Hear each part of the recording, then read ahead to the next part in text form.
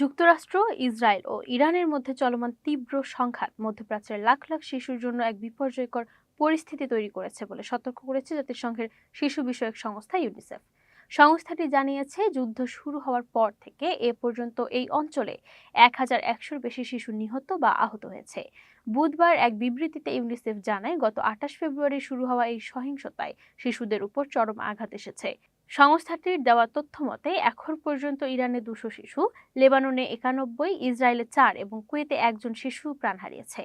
সংস্থাটি হুঁশিয়ারি দিয়ে বলেছে, সহিংসতা যত বাড়ছে এবং ছড়িয়ে পড়ছে, এই সংখ্যা আরও বাড়তে পারে। যুদ্ধের কারণে লাখ লাখ শিশুর পড়াশোনা বন্ধ হয়ে গিয়েছে এবং অবিরাম বোমা হামলার মুখে ঘরবাড়ি ছেড়ে পালিয়ে মানবেতর জীবনযাপন করছে লাখ লাখ মানুষ। বিবৃতিতে ইউনিসেফ আরও বলেছে, শিশুদের হত্যা, পঙ্গু করা কিংবা তাদের জন্য প্রয়োজনীয় মৌলিক সেবাগুলো ধ্বংস করার কোনো অজুহাতই গ্রহণযোগ্য হতে পারে না।